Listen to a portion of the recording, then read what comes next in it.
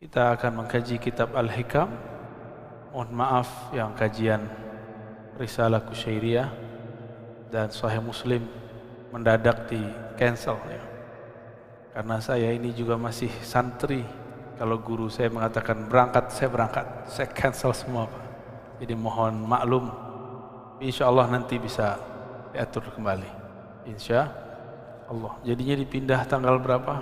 30 atau 31 ya. Insya Allah. Mungkin pekan depan. Semoga nggak ada halangan lagi. Sebelumnya mari kita kondisikan kolbu, minta kepada Allah semoga Allah membukakan hati pikiran kita semua dengan keberkahan surah Al-Fatihah. A'udzubillahi minasyaitonir rajim. Bismillahirrahmanirrahim. Alhamdulillahirabbil alamin arrahman. Iyyaka na'budu wa iyyaka nasta'in. Shiratal ladzina an'amta 'alaihim ghairil maghdubi 'alaihim waladdallin. Amin.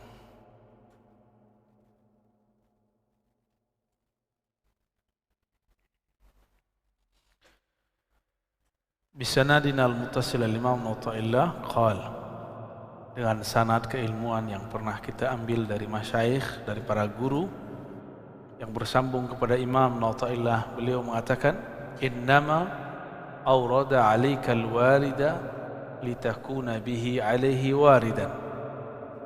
Kita masih berbicara tentang wirid. Apa itu wirid? Amalan yang diistiqomahkan. Kapan seseorang mempunyai wirid? Apabila dia sudah menjadikan satu amalan menjadi amalan wajibnya di luar yang wajib. Jadi dia mendisiplinkan untuk dirinya di luar yang sudah ada. Kalau 5 waktu kita sudah tahu. Tapi di luar itu dia melazimkan amal-amal yang tidak dianggap wajib oleh orang awam, ya, maka disebut wirid. Maka wirid itu bisa berupa amal fisik seperti sholat. Sholat kebetulan di dalamnya ada juga kaul, ya, ada juga yang amal maliyah. Jadi fisik, badani, fi'li, qauli, ada mali, ada juga mal pakai harta. Orang yang rutin setiap hari bersedekah itu jadi wirid. Atau setiap minggu berarti dia berwirid. Setiap bulan berarti dia berwirid. Ada yang menjadikan wiridnya umrah setiap tahun. Ada yang ulama kita menjadikan wiridnya setiap tahun haji. Apapun caranya dia pergi haji. Dulu ada imam-imam kita yang hajinya 60 kali. Umurnya 80, berarti dari umur 20 sampai wafat dia selalu berhaji. Tapi khusus dia, bukan kita ya. Baik. Tapi wirid secara umum amalan bacaan yang kita rutinkan atau amalan fisik yang kita dawamkan. Misalnya teman-teman ini suka puasa Senin Kemis, maka disebut wirid.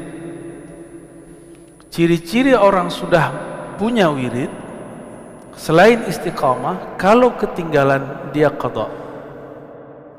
Jadi kalau antum ini malam tadi zikir, ketiduran, qada besoknya, baru disebut wirid. Jadi kalau masih amalan sunat kok, biarin aja, berarti belum jadi wirid. Faham? Ya.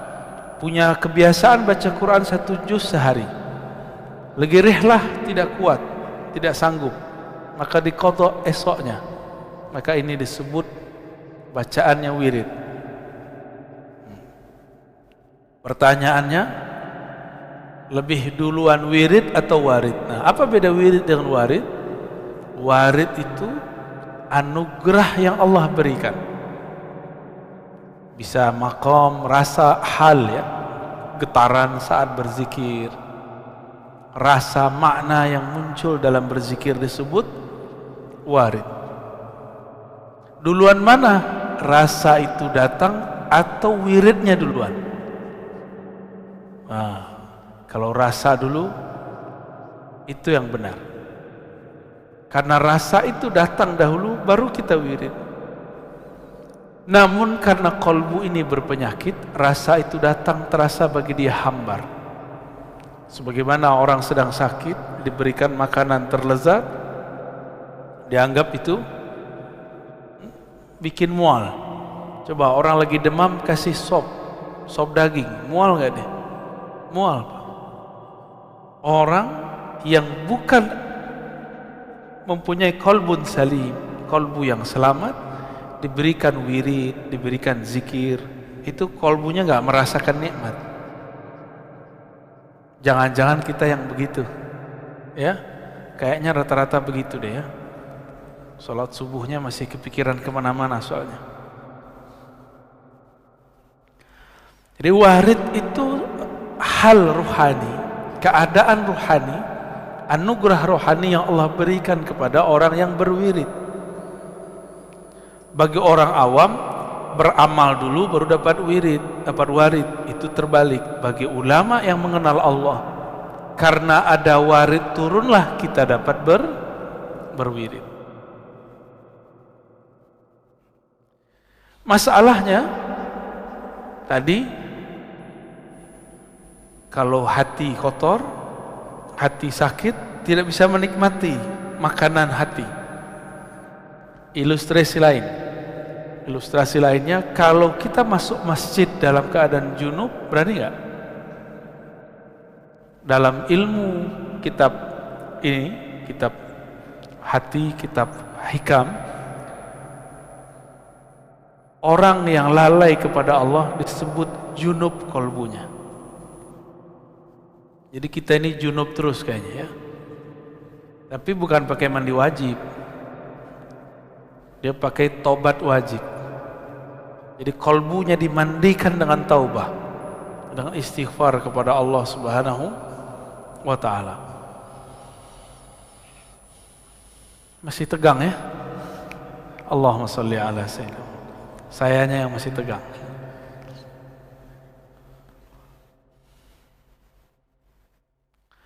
Awrada alaika alwarida litasallamaka min yadil aghyar wa liharriraka min riqil athar. Awrada alaika, yang paling atas ya. Awrada alaika, Allah memberikan kepadamu warid. Satu warid supaya apa? Litasallamaka min yadil aghyar. Jadi warid itu agar dia mengambilmu dari pengaruh selainnya. Jadi kita ini kadang-kadang zikir gak ada rasa, tiba-tiba di saat hilang keinginan dapat rasa. Nah, jadi zikir gak boleh nafsu, baca Quran gak boleh nafsu Pak. Kalau zikir punya nafsu, pengen khusyuk, gak dapat khusyuknya ya. Zikir pengen usul, pengen sakti, gak sakti antum ya. Sama dengan ketemu guru, ketemu ustadz pakai nafsu, gak akan ketemu. Gak usah nafsu ya. Segala sesuatu itu biasa-biasa aja.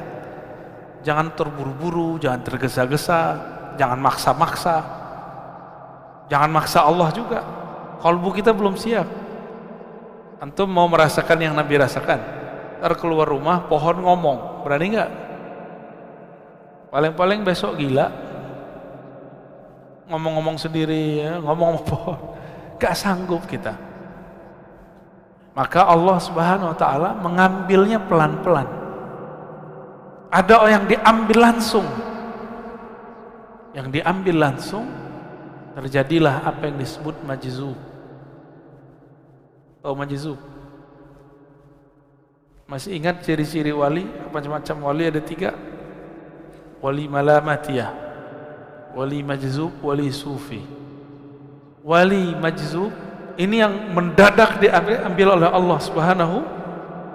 Jadi dia diberikan mahabbah, diberikan ma'rifat secara mendadak, maka kaget itu, akalnya kaget. Orang biasa yang tidak mengerti walaupun gelarnya doktor, ustadz, kiai 1000 kali, kalau nggak paham ilmu ini, dia akan anggap orang yang mengalami itu gila. Dan saya dituduh orang yang meyakini wali gila. Menurut antum, Wan Syekhon gila nggak? Wali pastinya. Ya, saya punya penyakit serak kalau berbicara, apalagi pagi-pagi begini. Tiba-tiba beliau ngantarin satu obat yang sampai sekarang mujarab. Dokter diobatin orang gila, mungkin nggak? Hah? Mungkin nggak? Mungkin nggak dia gila? Nggak mungkin. Ente yang nggak paham, ya. Jadi kita tidak pernah meyakini wali itu gila atau orang gila wali, nggak ada. Kita menyebutnya majzub, dan majzub beda dengan majnun. Majzub orang yang ketarik akalnya karena cinta, sedangkan majnun orang yang tertutup akalnya disebut gila. Waliharriraka min rikil athar. Allah memberikanmu warid, pertama menyelamatkanmu dari selainnya, yang kedua membebaskan kamu dari perbudakan athar alam semesta. Athar itu boleh juga diartikan ciptaan Allah Subhanahu wa ta'ala. Kita ini mohon maaf sudah jadi budak fulus, budak badan. Coba antum lihat, berangkat pagi pulang sore, untuk apa? Fulus, jujur aja. Fulus untuk siapa? Keluarga, untuk anak, untuk badan, untuk lifestyle, gaya hidup. Berarti kita betul-betul jadi budak badan ini, budak dari pasangan kita sendiri. Mau jadi budak, ya, budak kalau di Malaysia anak-anak, tapi perbudakan, paham perbudakan. Waliharriraka min rikil athar. Allah berikan rasa supaya kamu tinggalkan perbudakanmu. Inilah yang membuat antum hadir pagi ini. Insya salah satu perbudakan badan tidur. Jadi tidur itu tanda kita tergadaikan oleh tubuh ini. Jadi pengennya jam segini ngapain?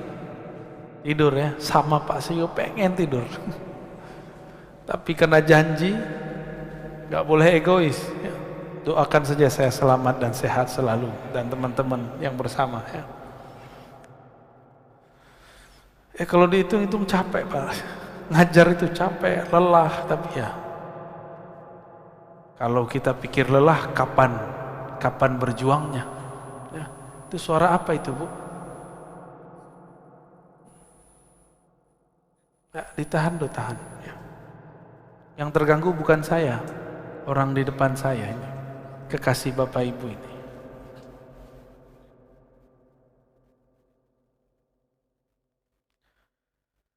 Untuk apa wirid itu? Untuk apa warid itu? Liyukhrijaka min sijni wujudika ila fada'i syuhudik. Jadi kita diberikan rasa dalam berzikir. Tujuannya ini, liyukhrijaka, untuk mengeluarkan engkau, min sijin. Sijin ini penjara.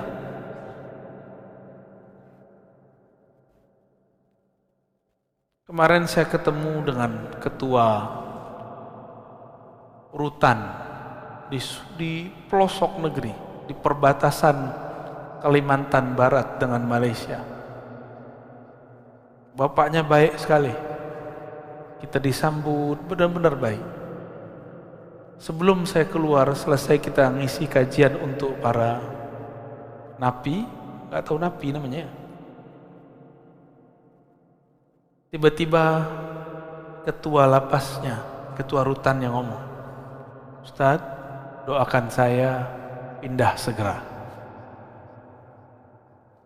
Waktu kajian saya ngomong, semua kita ini terpenjara. Saya tunjuk dia, ini dia terpenjara, ini terpenjara semua. Bedanya, yang lagi ditahan dengan fisiknya. Yang sedang bekerja, dia tahanan pekerjaannya, tahanan daripada tuannya, atasannya. Benar gak? Suami istri kalau tidak kenal Allah, tidak cinta Allah dan Rasulnya, menjadi tahanan rumahnya. Coba lihat suami-suami ngomongnya takut sama istri, padahal yang benar hormat kepada istri. Dua hal yang berbeda. Menghargai istri itu beda sekali. Banyaklah kiai-kiai takut sama istri ya. Kalau kiai sudah takut sama istri, gimana nasib jamaahnya? Kalau kiai sudah takut dengan yang di rumahnya, bagaimana dia berjuang melawan musuh di luar sana? Yang di rumah bukan untuk ditakuti, tapi dicintai dan dihargai, udah sederhana. Dan mereka harus jalannya bersama Allah. Maka bahtera rumah tangga yang bukan karena Allah bubar aja. Ya, untuk apa dipertahankan? Antum akan menjadi budak selama-lamanya. Jadi kalau enggak betul-betul sejalan kepada Allah, enggak usah dipertahankan. Satu mau kemana, satu mau kemana. Tapi saya yakin orang yang jatuh cinta, jika berbicara dengan cinta, dia mudah dibawa kepada Allah Subhanahu wa ta'ala. Maka di rumah jangan keras-keras Pak ya. Mentang-mentang udah ngaji hikam terus kamu harus berwirid. Jangan begitu, biasa aja. Ya. Dalam ilmu keruhanian, kita tidak boleh memaksa seseorang yang di luar dirinya. Maka wiridnya murid seorang santri itu ngaji. Kalau muridnya seorang pegawai, maka dia dikasih wirid doa berangkat dan doa pulang, tapi disisipkan di tengahnya. Wirid kamu yang hakiki adalah bekerja dengan jujur dan amanah. Itu wirid paling tinggi bagi orang bekerja. Bagi pemimpin-pemimpin itu wiridnya adalah amal, amanah dan adil. Kalau wirid saya ngajar dengan ikhlas. Ikhlas itu yang berat Pak, ngajarnya gampang. Tapi kalau sudah ikhlas tidak ada lagi yang berat. Kenapa ikhlas itu berat? Karena pakai akal, diakal-akali. Tapi kalau sudah dengan ruhani, maka tiada hambatan. Bapak Ibu ini kan sudah bekerja itu dengan hatinya. Maka tahu-tahu sudah 10 tahun bekerja ya. Tahu-tahu udah 15 tahun bekerja.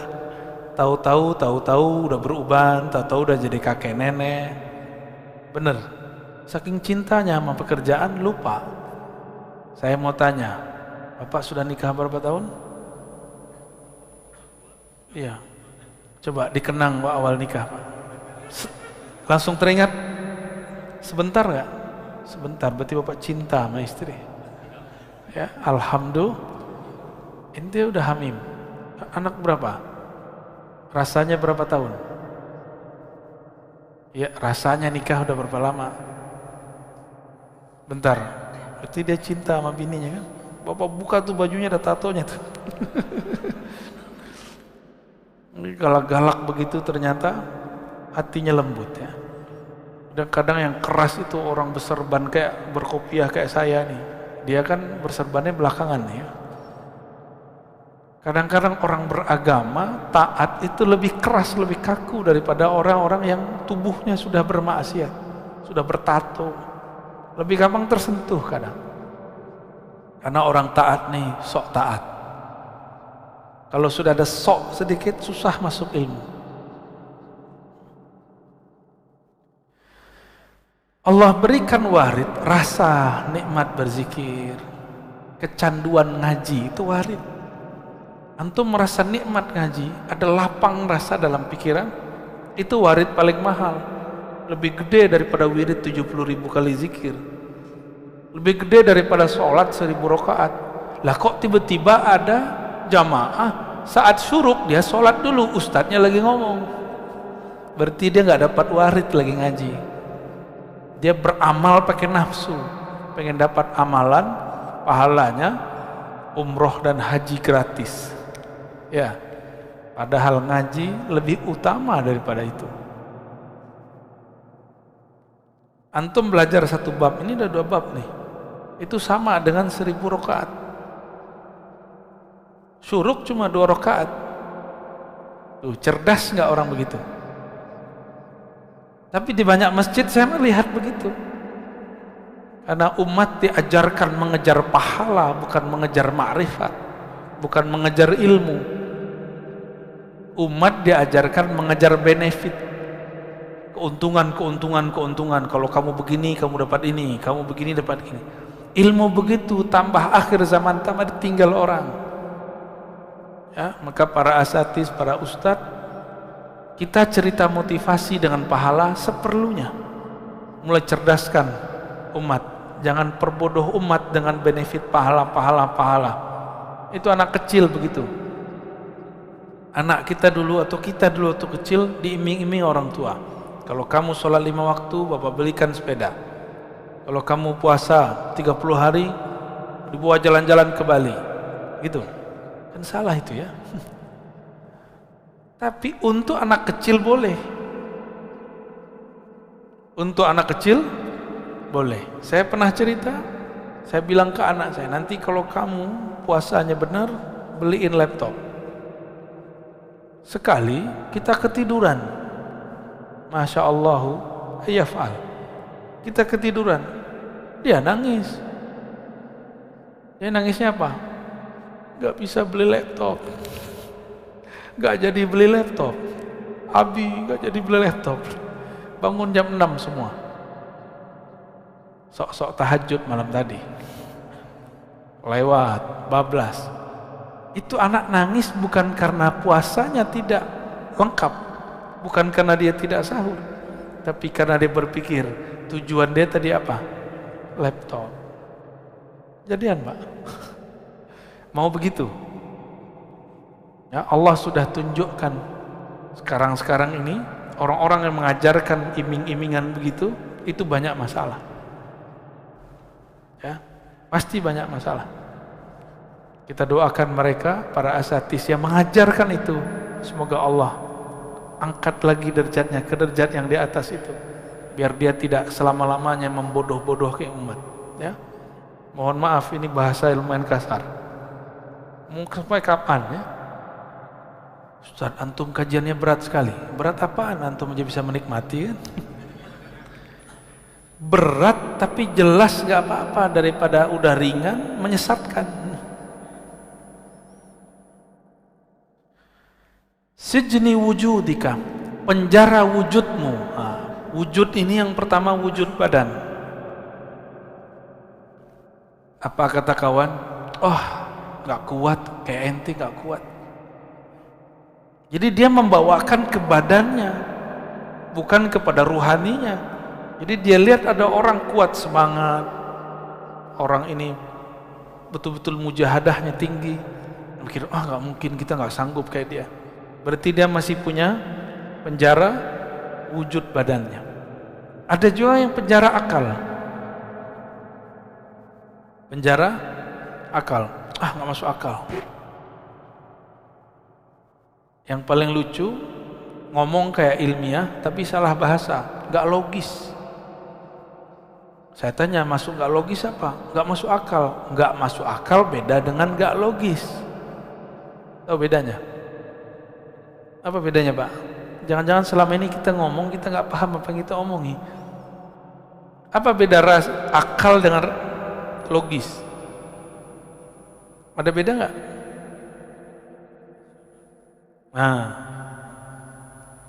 logis itu dari kata logos.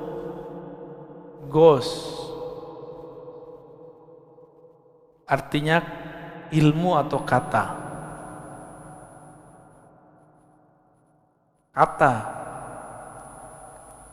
Kalau tidak masuk akal, rasio. Nggak masuk akal berarti nggak rasional, irasional. Beda nggak?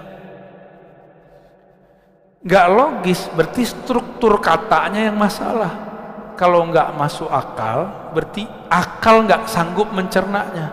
Bisa bedain? Api tidak membakar Nabi Ibrahim, itu masuk ke mana? Irasional. Beneran? Akal antum berarti kecil. Hah? Berarti di Quran ada yang nggak masuk akal dong? Nggak masuk akal atau akal antum nggak sanggup? Kalah sama orang Banten nih. Di Banten biasa aja orang ini badannya pakai api nggak kebakar. Masa Nabi Ibrahim aja ente nggak bisa paham? Ya? Berarti rasionya yang kurang terlatih. Ya, rasio itu yang kita sebut akal. Akalnya kurang cerdas itu aja. Ya mohon maaf ya. Semua di Quran masuk akal nggak? Seharusnya. Terus ketika saya turunkan satu-satu tadi, Nabi Ibrahim tidak terbakar, terus nggak masuk akal.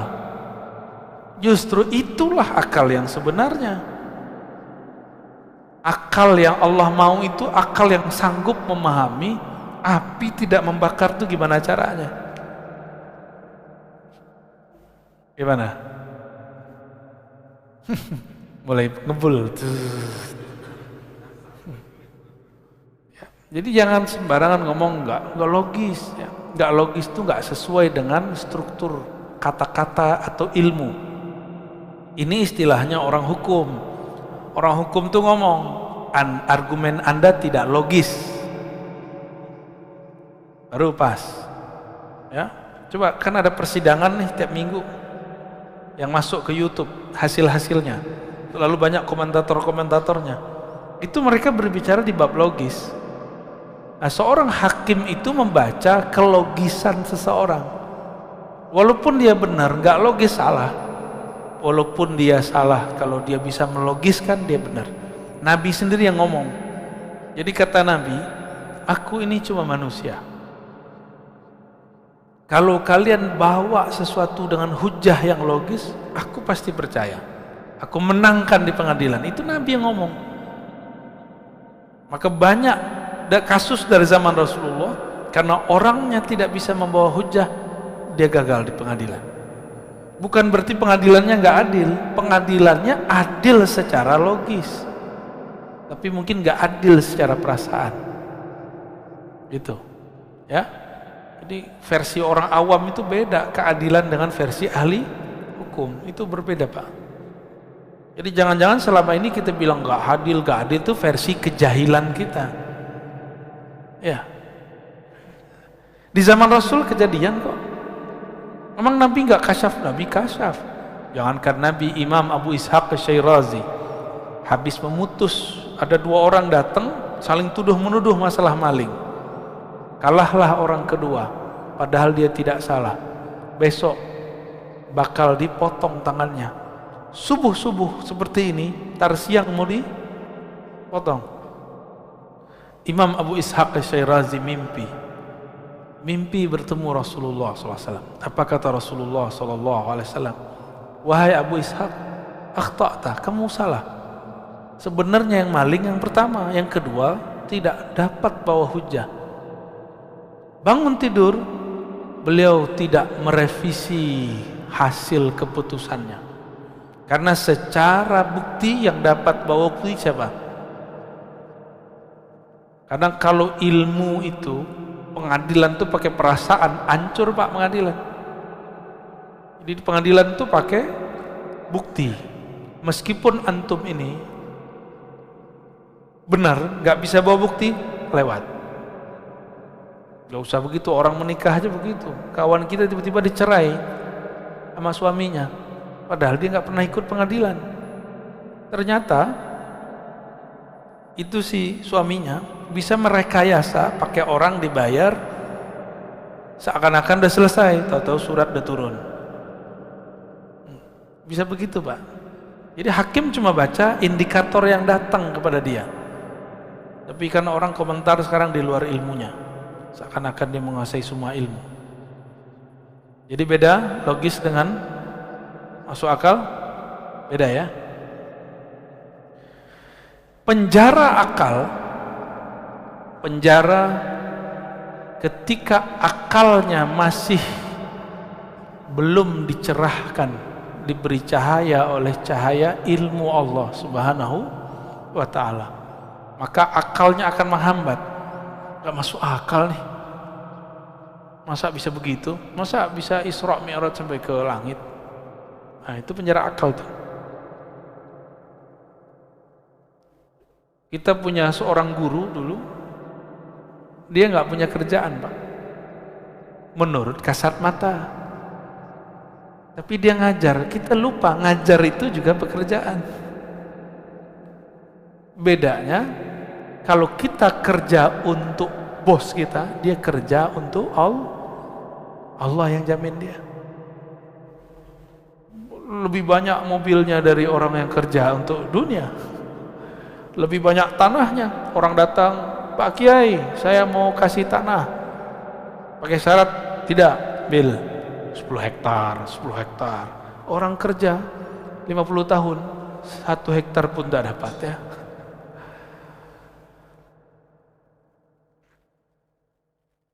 Gimana, masuk akal nggak?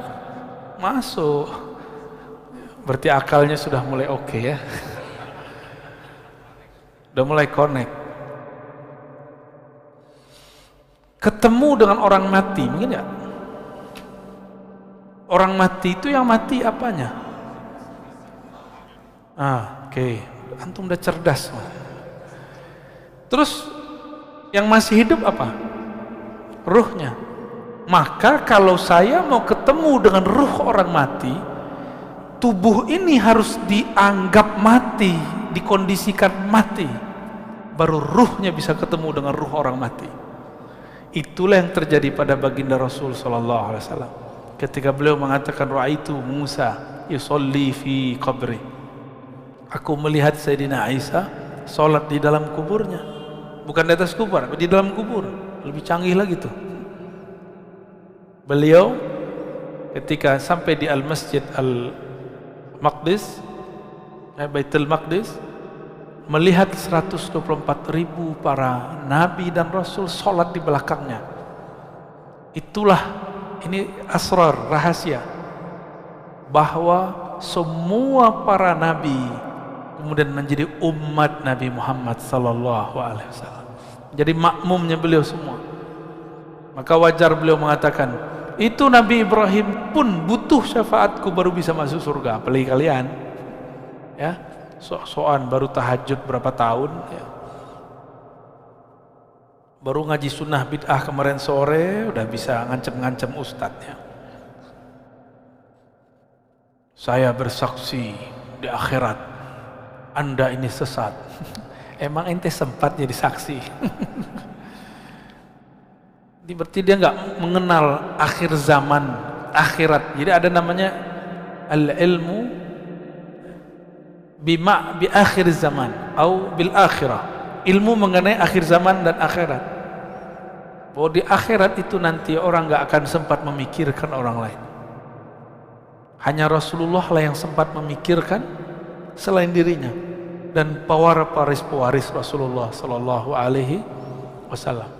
Orang yang di dunia ini memikirkan umat, nanti dia di sana akan dekat dengan Rasulullah sallallahu alaihi wasallam.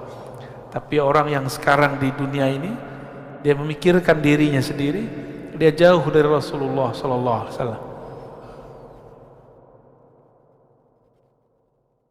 Dari penjara wujudmu kepada fadha'i syuhudik, kepada limpahan penyaksian kepada Allah atau ranah menyaksikan Allah Subhanahu wa ta'ala. Itu tadi. Kalau Bapak bisa masuk akal nggak? Kiai di kampung digaji 200.000 sebulan dari pesantren. tapi bisa berangkat umroh haji lebih sering dari bapak ini. Tiba-tiba mobilnya ganti terus. Gajinya 200.000 sebulan. Seperti yang saya katakan tadi, tanahnya tambah terus. Orang nitip, orang ngasih. Bisa begitu. Gajinya cuma 200, tapi karena dia kerja untuk Allah, bukan untuk tuannya, maka Allah Subhanahu wa taala kayakan dia. Yang tadinya, kalau coba pikirin Pak, kerja 24 jam, jadi kiai kan kerja 24 jam. Baru mau tidur, tiba-tiba gedor-gedor. Pak Kiai, sakarat, tolong ditalkin. Mau tidur, udah lama gak ketemu istrinya, baru senang-senang dengan istrinya, tiba-tiba gedor-gedor lagi. Pak Ustadz, ada yang kesurupan. Wah, ustadznya dukun kali ya. Akhirnya datanglah ke sana. Selesai, dikasih amplop TKS. Terima kasih Ustadz. Gak dikasih apa-apa, tapi si Ustadz bekerja untuk Allah. Allah yang jamin dia. Percaya bahwa keberkahan bukan pada angka-angka.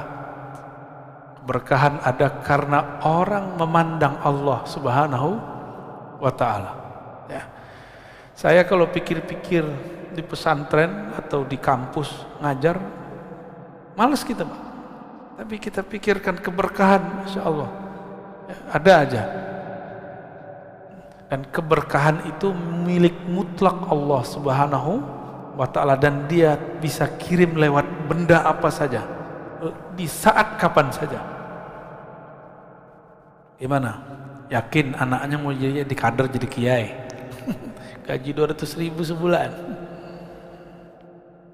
Baik. Jadi untuk apa wirid? Warid itu memerdekakan kamu dari perbudakan selain Allah Subhanahu wa ta'ala. Sebenarnya di kolbu ini ada penjara. Sebelum masuk ke dalam kolbu ada penjara, namanya penjara cahaya. Jadi orang kalau masuk ke situ, dia sudah merdeka dari yang sebelumnya, tapi masuk ke penjara baru. Ini ada teksnya di sini ya.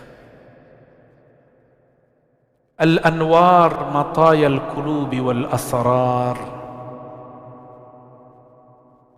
Al-anwar, apa arti anwar? Cahaya. Ada namanya anwar? Ada ya? Anwar, cahaya-cahaya itu matayal qulub. Mataya ini boleh diartikan kendaraan.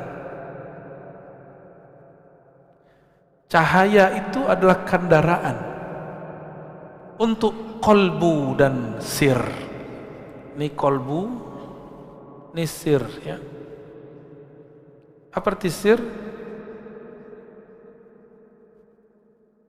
Jadi kolbu kita itu ada lapisan-lapisannya. Lapisan terdalam sebelum masuk ke ranah ruh namanya sir ya.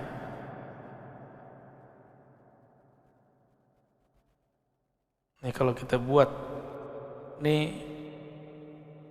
anggaplah sumur. Ini sumur kolbu.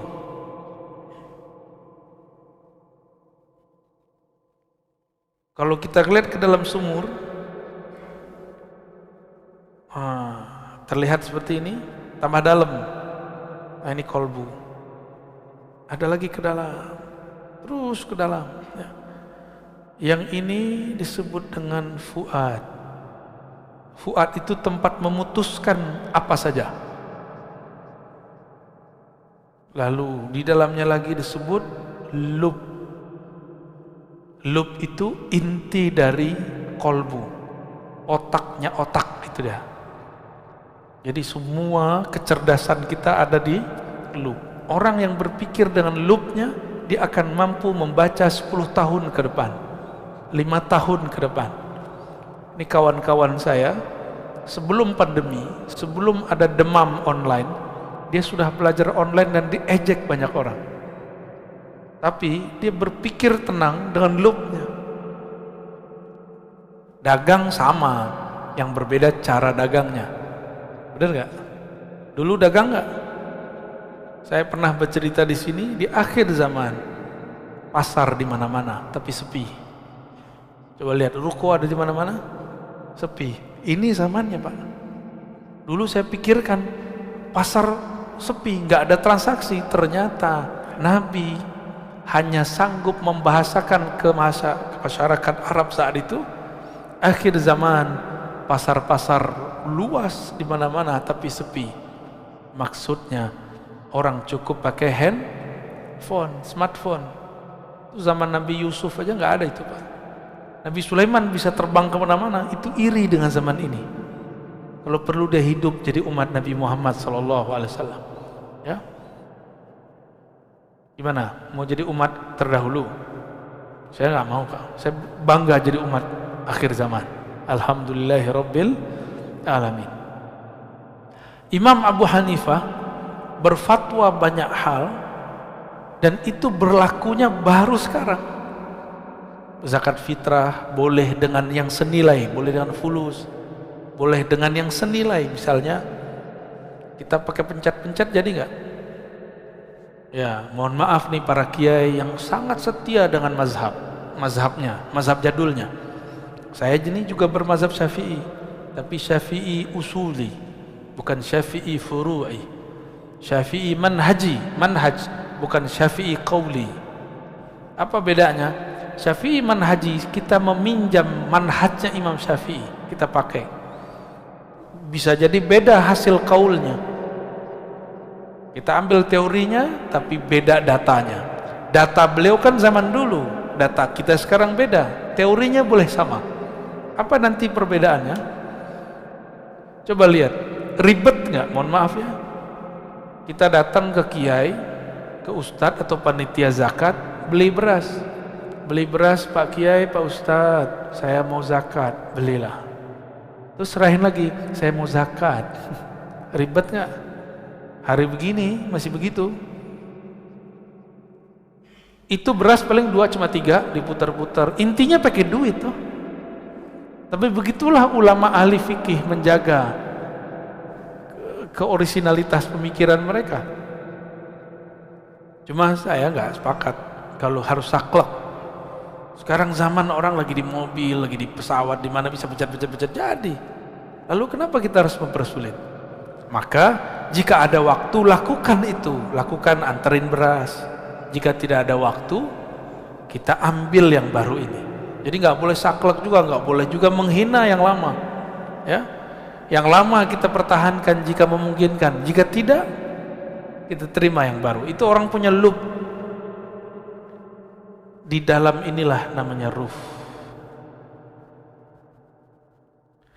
Qalbu ini supaya dia bergerak masuk ke dalam fuad, dia harus pakai cahaya.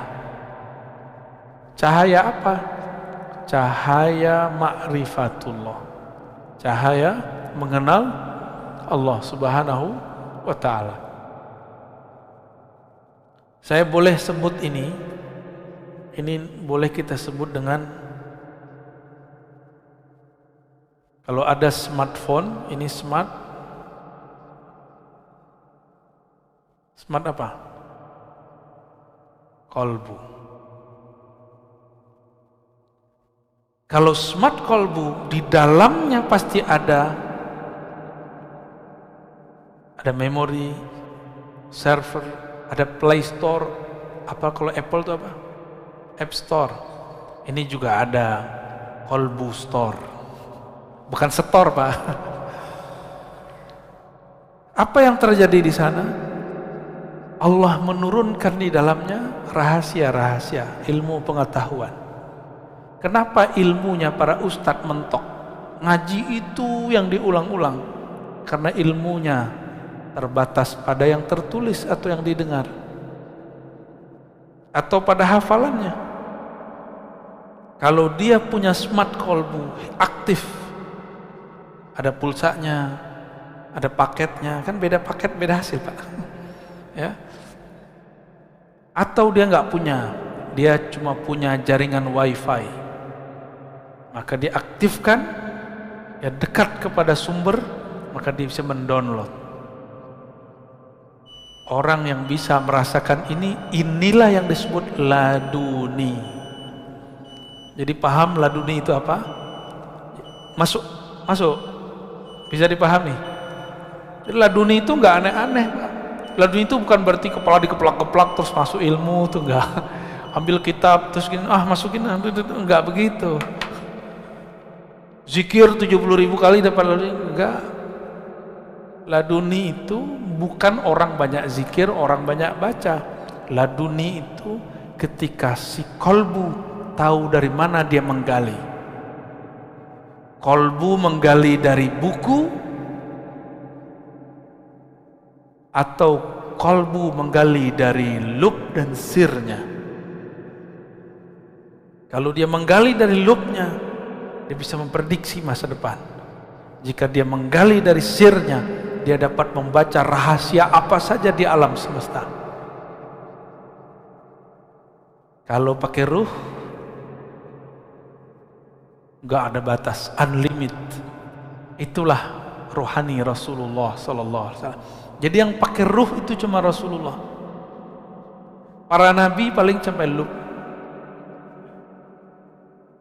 Para nabi, Pak. Jadi 124.000 para nabi itu paling tinggi cuma lub dan sir. Lub, sir, lubnya dan sirnya. Oh, ini ada satu sini lagi ya.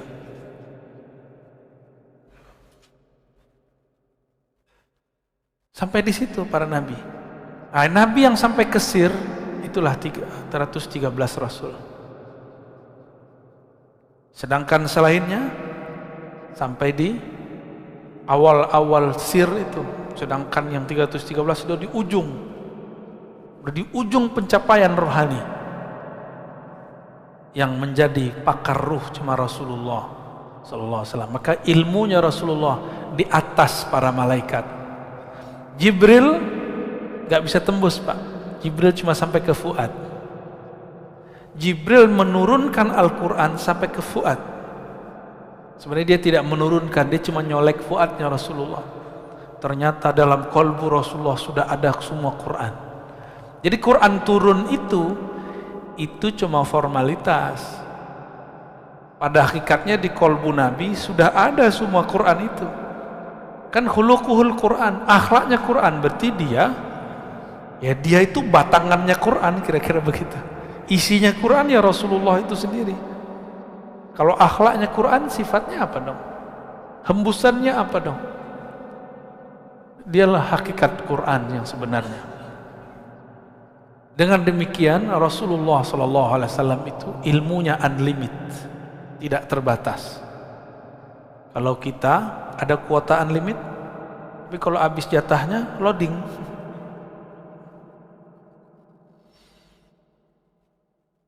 Smart kolbu inilah kolbunya para wali, kolbunya para nabi. Salatullah wassalamuhu alaihim. Gimana? Cukup? Beneran? Baru mukadimah ini ya. Ya udah, ini tambah satu lagi hadiah buat antum ya. Jangan sholat syuruk ya. Orang lagi bagi-bagi asror, dia malah sholat syuruk. Yang paling lucu,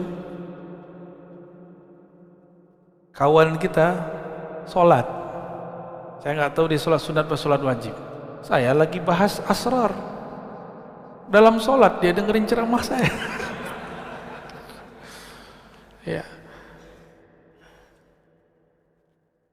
Beramal jangan dengan nafsu ya. Beramal itu ya dengan makrifat itu kita beramal. Kita ini kan senang sibuk tapi hasilnya dikit. Lagi ngapain sibuk? Gaji gitu-gitu aja. Sekarang ini orang udah rebahan, gaji jalan terus. Ya, kaum rebahan. An-nuru jundul qalb. Cahaya keilmuan itu Cahaya ma'rifat itu jundullah, tentara Allah. Jundul qalbi, tentara qalbu. Tentara butuh komando nggak? Butuh komando. Betul? Beneran? Maka ini kolbu harus dilatih mengomandoi nur. Butuh mursyid, syaikh yang membimbing dia. Kalau enggak nanti ketika ada cahaya yang tadi tidak terlihat, namanya kasyaf. Paham? Kalau sesuatu terlihat, kolbunya belum terlatih, nanti kolbunya akan tersesat pada kasyaf syaitan. Nah, kasyaf ini terbagi, ya, kasyaf, apa arti kasyaf? Terbukanya tabir gaib. Kasyaf, ya,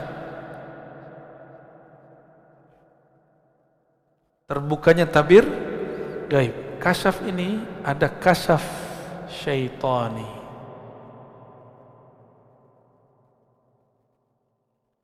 Bukan Pak Tony, ya, jangan tersinggung nanti Pak Tony. Ada kasyaf,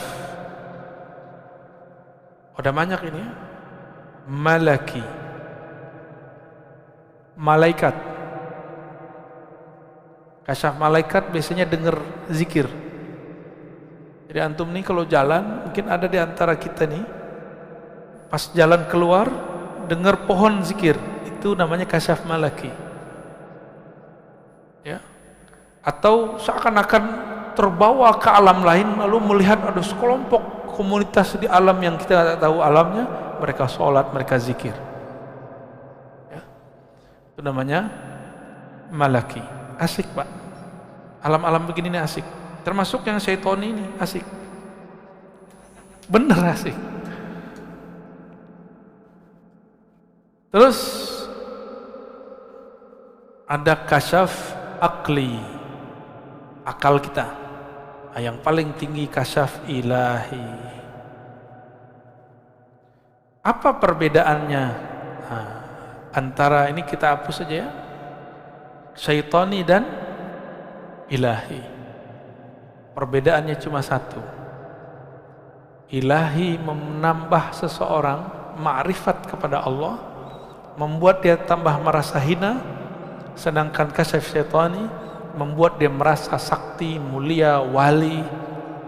Dia merasa dirinya lebih tinggi dari wali manapun. Syaitani ini biasanya dicirikan dengan melihat aib-aib orang. Makanya kita tegur kalau ada murid lagi zikir, terus dia melihat kawannya berwajah hitam.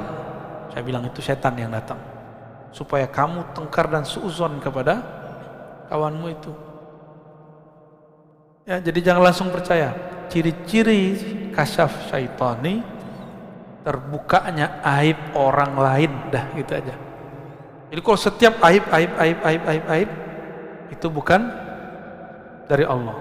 Dan biasanya kalau itu dari Allah, dia berbicara aib tapi nggak disebutkan orangnya, cuma dikasih simbol-simbol. Satu kali saya diuji oleh Allah, harus mundur dari semua jadwal saya karena diperintahkan guru. Lalu saya menyarankan orang yang khidmah kepada guru saya untuk nggak percaya kepada panitia yang di sana, karena mereka menurut saya tidak terpercaya. Tapi saya dianggap suul adab dan saya ridho. Tapi sebelum saya meridho itu, tiba-tiba Allah kasih penglihatan. Lagi tadi sebelum kayak kita datang ke masjid 15 menit sebelum azan, saya zikir 15 menit, tiba-tiba Allah tunjukkan. Habis lagi zikir nih, nggak tidur. Ada orang kayak santri cium tangan guru saya, tapi lidahnya seperti ular. Tapi orang ini nggak kelihatan wajahnya siapa. Nah, ini berarti dari Allah. Karena saya tidak kemudian bersuuzon kepada siapapun. Cuma kemudian mencari-cari ini siapa. Karena Allah Ta'ala yang menurunkan, maka kita katakan, ya Allah, bimbing aku di jalan, jangan sampai menyalahkan orang yang tidak salah, bantu menyelesaikan masalah. Ternyata betul, bertahap Allah bukakan siapa orangnya tanpa perlu saya ngomong. Jadi kalau kasyaf dari Allah nggak bisa direncanakan, Pak. Penciriannya apa yang paling penting? Tidak menyebutkan aib seseorang secara jelas. Gitu ya. Nanti antum nih zikir, tiba-tiba ngelihat di jidat kawan kita ada noda hitam. Nah, itu dari setan tuh. Ya. Itu dari syaitan. Pastikan dari setan. Karena jelas ada orang di situ. Tapi kalau kita tiba-tiba melihat ada sesuatu, orang lagi zikir tapi kepalanya berubah, tapi kita nggak tahu siapa orangnya, tunggu aja, nanti juga ada.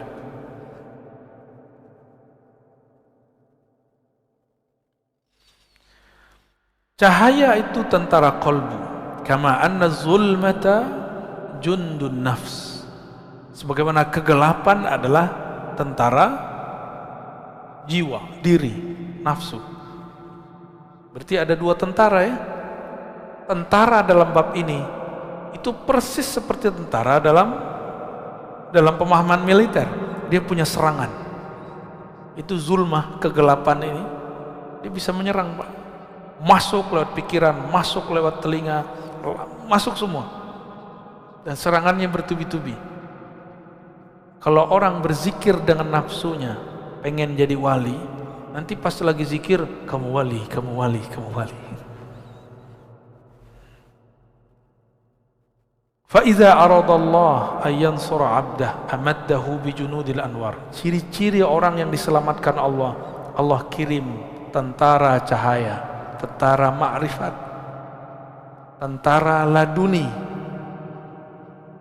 Ciri-ciri orang itu tidak diselamatkan oleh Allah, Allah biarkan dia bergejolak, bergelimang dengan kegelapan dan selainnya. Sama-sama zikir, tapi sekarang sibuk dengan kasyaf, sibuk dengan urusan jin, sibuk dengan urusan-urusan yang menghalangi dia kepada Allah Subhanahu wa Ta'ala. Berarti dia sedang terjebak pada madaduz zulmi wal aghyar. Dan itu banyak, Pak, dari dulu. Dari dulu orang-orang yang ingin belajar zikir terhalang di bab ini. Sama-sama melihat yang gaib. Bedanya yang ini asik dengan kegaibannya, sedangkan yang pertama ini asik dengan yang maha gaib, Allah Subhanahu. Yang gaib-gaib itu asik ya. Kalau dulu anak kecil petak umpet, cari yang nggak kelihatan, kan gaib juga. Petak umpetnya ahli zikir, pengen cari-cari khadamnya orang. Cek nih, cek, wah kamu punya khadam nih 1000. Cek, oh kamu punya jin nasab. Asik gitu, Pak, asik bener. Saya kan mantan. Ntar cek lagi, wah ini cincinnya ada isinya nih. Nah, saya kasih sini aja.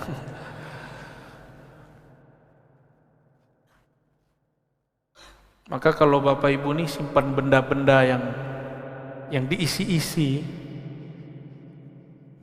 saran saya dikubur aja. Kubur atau kasih ke orang ahli atau taruh di museum. Ya. Keris diisi, itu ganggu, Pak, nanti. Ganggu zikir.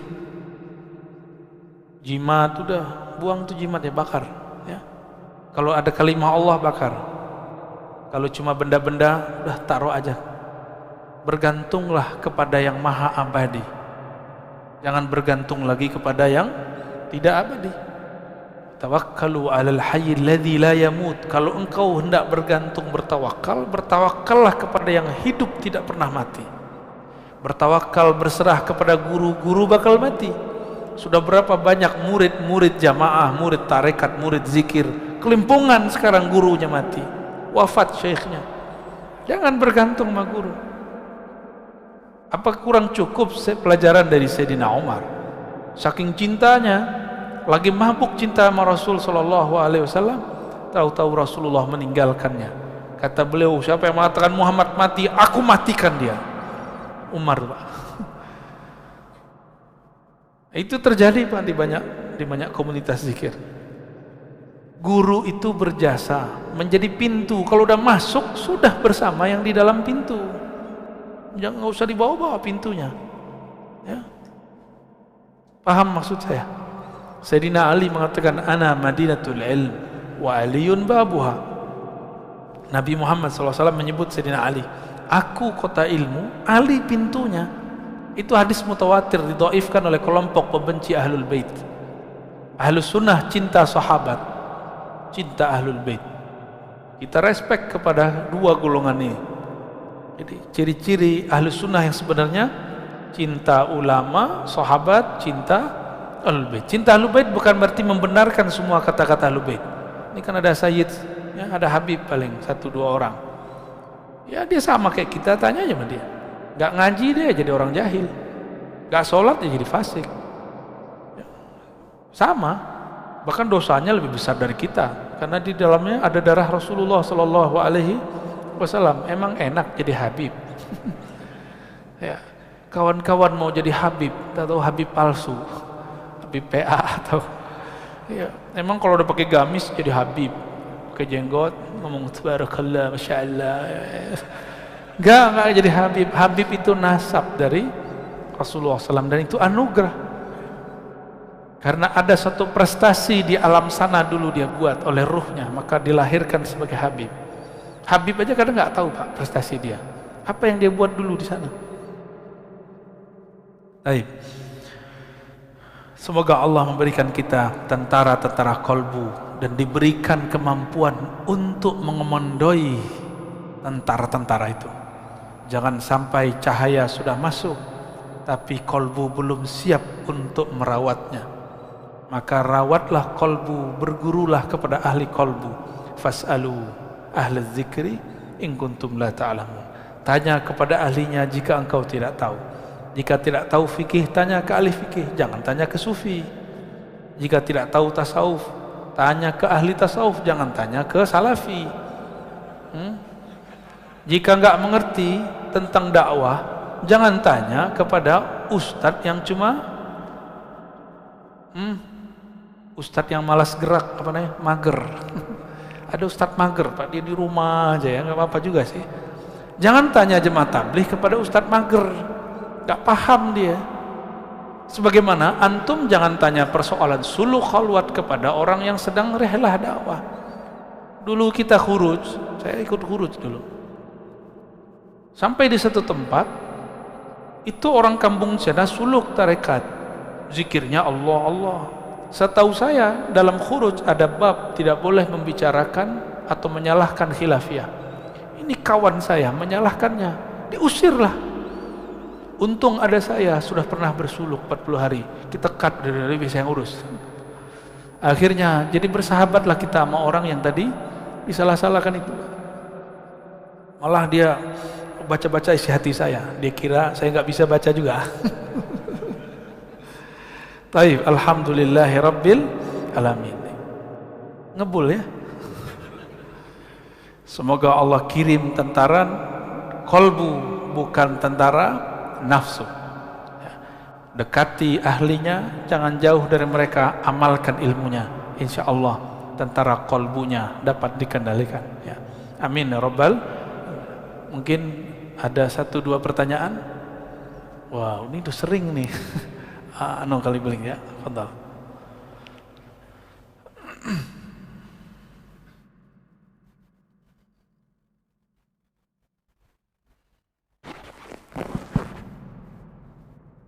Assalamualaikum warahmatullahi wabarakatuh. Saya Syafaat Ustadz dari Tangerang. Saya butuh syafaat, Pak. Sama Ustadz. Lanjut. Pertanyaan saya mengenai wali yang majdub, Ustaz. Bagaimana cara kita untuk membedakan kejadian-kejadian atau perbuatan yang khariqul adah itu? Kan orang-orang lain juga kadang-kadang melakukan.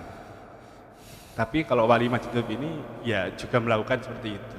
Tapi untuk kita membedakan mana yang kita bisa kategorikan sebagai wali majdub dan khariqul adah yang tidak termasuk. yang pertama. Yang kedua, ya katakanlah kayak Wan Sekhan, Habib Ja'far dan sebagainya itu. Di antara beliau-beliau ini kan ya kejadiannya perbuatannya memang Khariqul Adah semua. Yang mana yang boleh kita ikuti atau bagaimana cara kita mengikuti, namanya wali, kita pengen mengikuti. Tapi kan susah tadi. Gimana kejadian seperti itu? Mohon maaf, kadang-kadang saya ketika pertama mendengar Habib Ja'far Al-Kaf itu berdoa, saya kaget. Kayak gini kok wali? Kayak gini kok wali?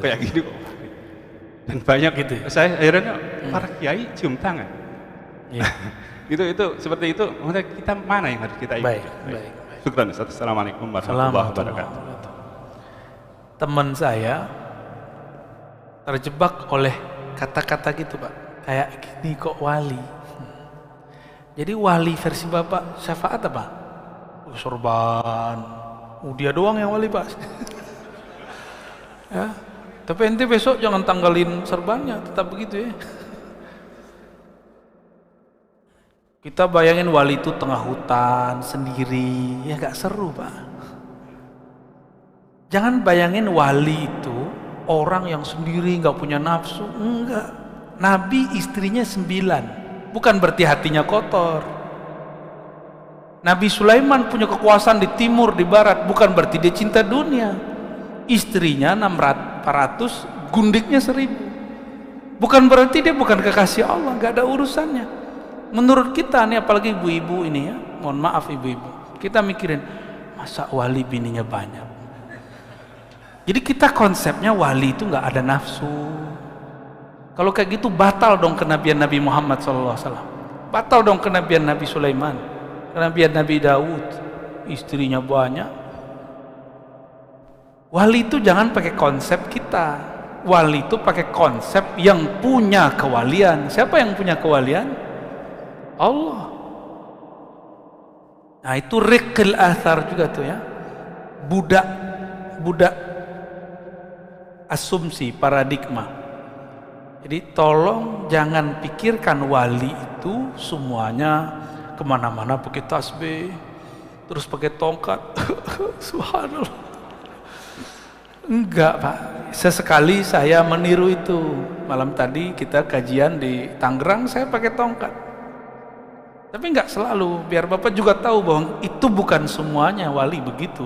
Kita mah wali murid ya. Benar enggak wali murid? Udah pasti. Sama wali anak kita sendiri ya. Wali menurut Allah itu apa? Ala inna awliya Allah la khawfun alaihim walahum yahzanun. Wali Allah itu tidak ada hazannya, tidak ada khaufnya. Jadi wali nih, ini kan kita punya konsep macam-macam. Nah, ujungnya ada 2 karakter dia. Apa itu? Tidak ada hazan. Apa arti hazan? Huzun ya. Sedih. Yang kedua khauf. Apa arti khauf? Takut. Wali itu nggak ada itu. Wali-wali yang mengalami tidak ada rusuh di hatinya, tidak ada gundah dalam jiwanya, walinya ada 3. Pertama wali sufi. Nah itu yang antum bayangin tuh ya, kemana-mana pakai tongkat, jenggotnya masya Allah, serbannya masya Allah, kopiahnya rapi, jubahnya rapi, sarungnya rapi, tasbihnya luar biasa, wiridnya terjaga, tertata rapi. Karena sufi pakai thariqah, rekat. Ya. Ada wali yang kedua. Ini sufi itu jadi wali. Zahirnya karena riyadhah dan mujahadah. Zahirnya, batinnya tetap Allah. Karena dia rajin berzikir, berwirid, maka dengan asbab keberkahan itu Allah angkat dia jadi wali. Ada wali yang kita sebut tadi apa? Majzub. Majzub ini wali mahabbah. Ya, love. Orang kalau sudah jatuh cinta, hilang nggak akal sehatnya? Nah, ini cintanya bukan sama awewe. Ini cintanya sama yang ciptakan kecantikan perempuan itu. Gimana? Kita mabuk loh sama perempuan cantik, bener nggak Pak? Sebagaimana mbak-mbak itu juga mabuk sama bapak yang jelek-jelek ini.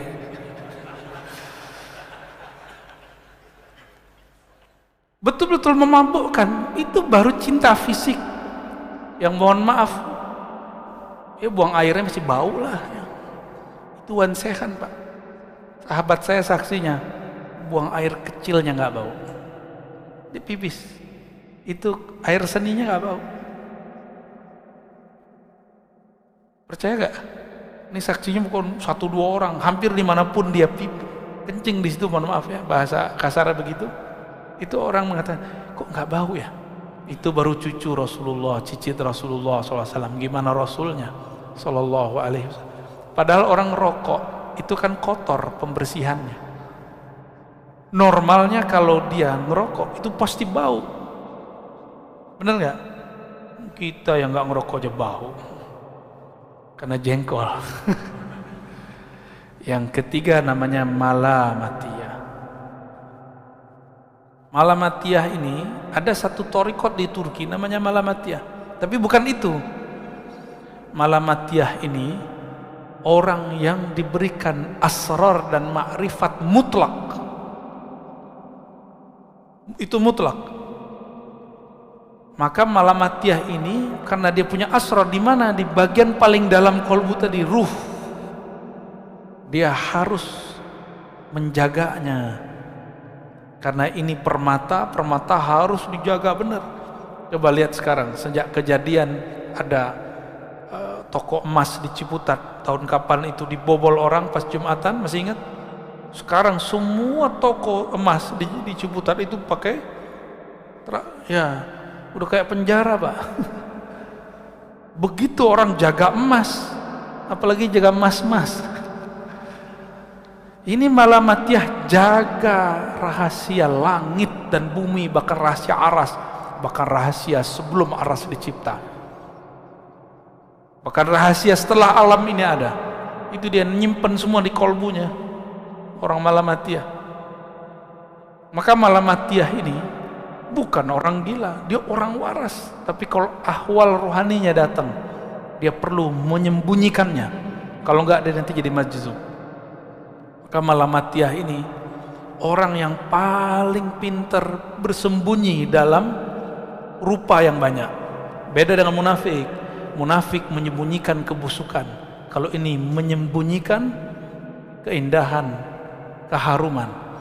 Tapi kalau wali Allah, kekasih Allah, dia bisa mencium bau itu walaupun ditutup dengan penampilan, dengan maksiat yang luar biasa, dia bisa mencium bau itu. Ini yang terjadi pada Salahuddin Al-Ayyubi.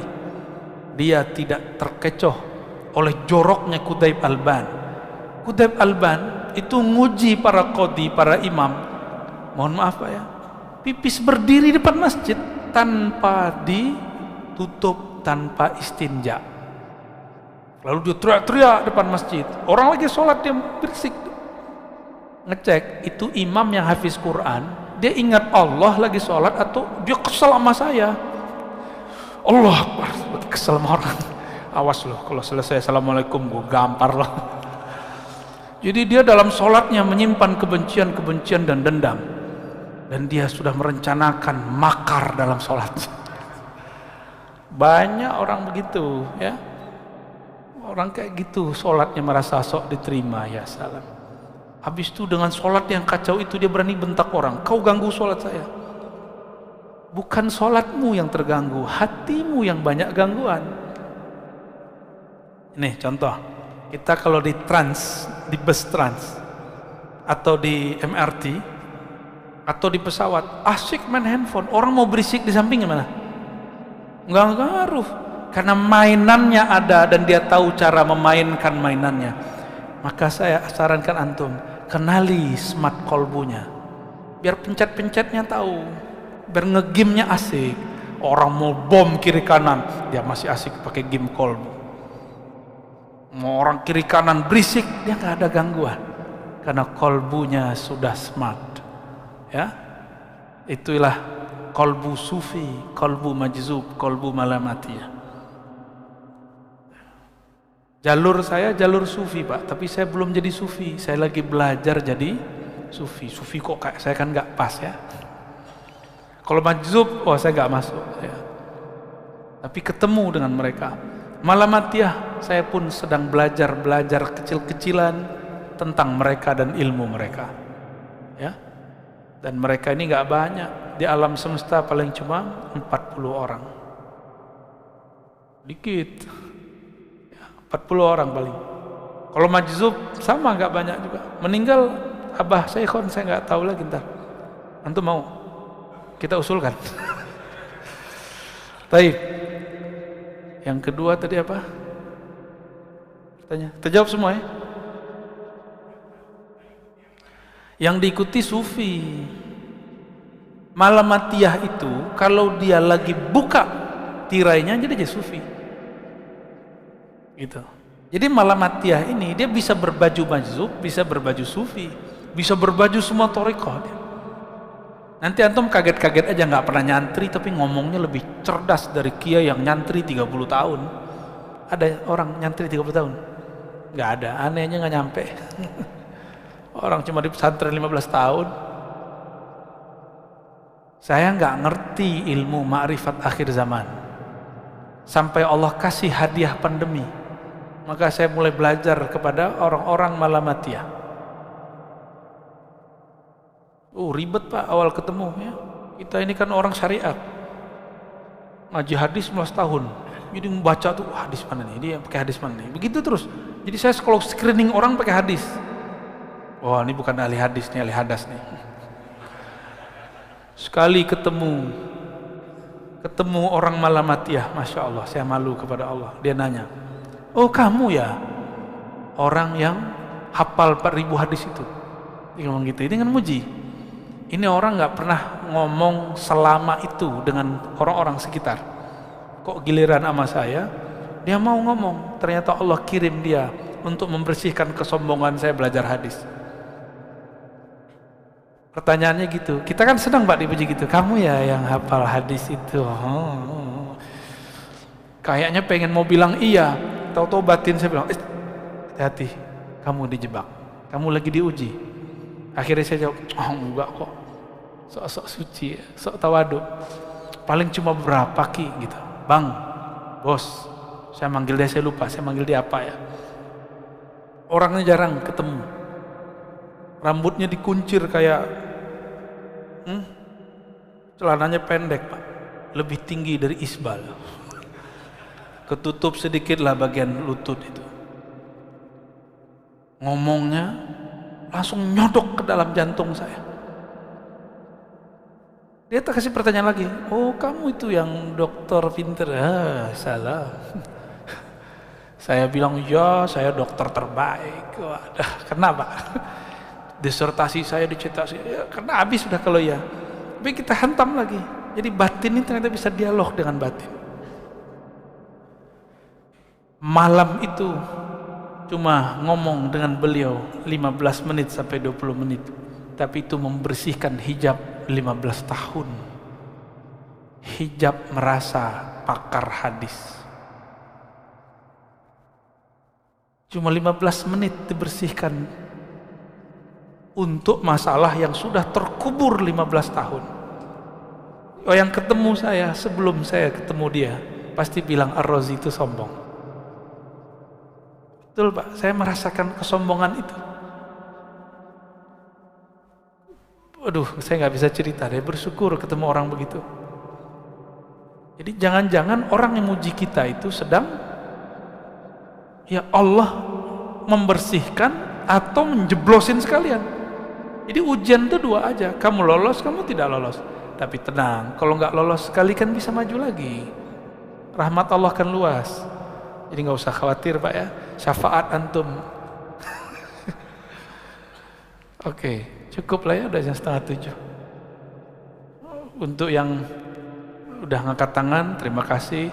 Insya Allah lain waktu kita jawab lagi. Kalau tidak ada halangan, akhir bulan ini, pekan depan berarti ya, Kita ngaji ba'da maghrib Risalah Kusyairiyah, ba'da isya Sahih Muslim.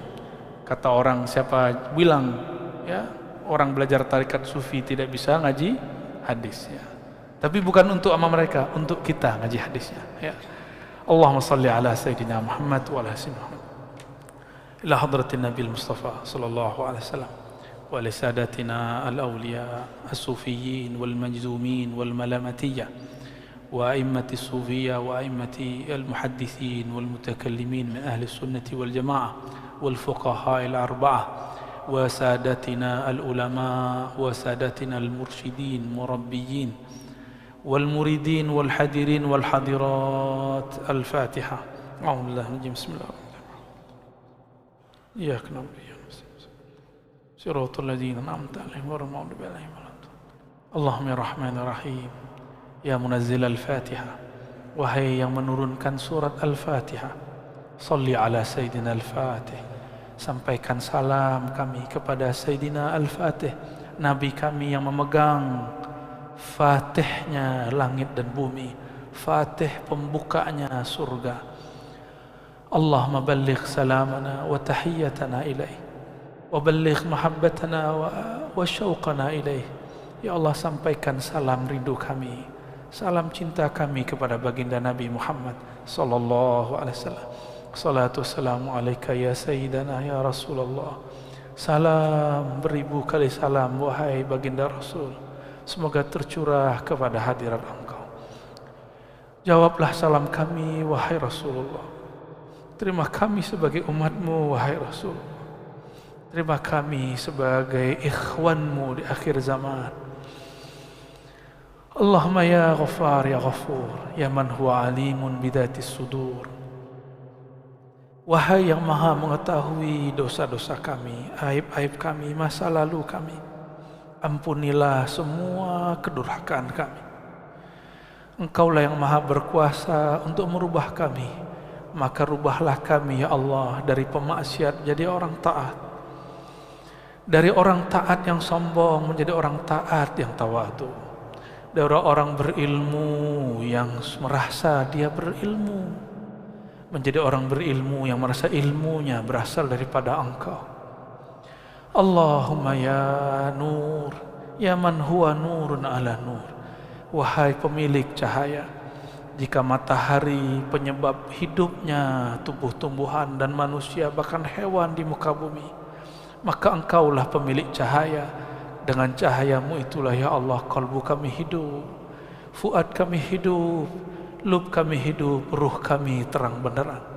Maka izinkan ya Allah kami mendapatkan cahayamu ya Allah, cahaya yang tidak pernah terbenam ya Allah, cahaya yang tidak pernah tertutup oleh awan-awan maksiat ya Allah.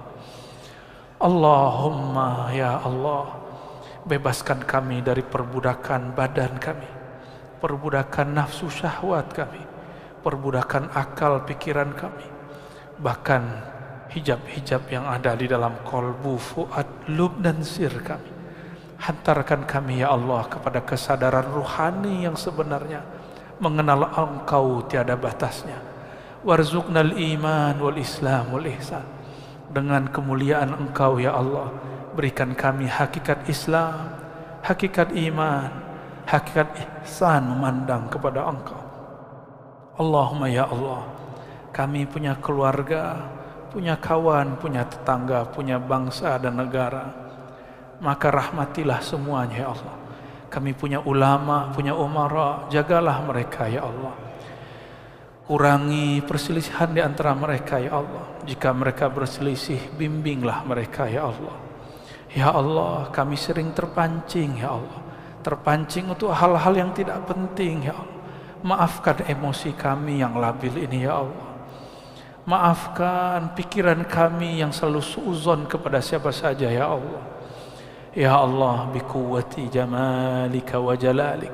Ya Allah, dengan keberkahan jamal, keindahanmu, kelembutanmu, maka jadikan kami hamba-hamba yang di dalam kolbunya ada kelembutan, dalam kolbunya ada kasih sayang. Ya Rabb, akhir kami berdoa, bebaskan kolbu kami dari syirik, dari nifaq, kemunafikan, dari kefasikan, dari riya ya Allah, dari ingin dipuji ataupun takut dibenci, dari ingin pamer, dari puncak semua dosa yaitu lalai kepada Engkau ya Allah. Maka dengan kudrah iradahmu, rahmatmu ya Allah, bersihkan diri kami dari semua penghalang kepada Engkau ya Allah. Rahmati kami, keluarga kami, orang tua kami, guru kami. Rabbana atina fid dunya hasanah wa fil akhirati hasanah wa qina adzabannar.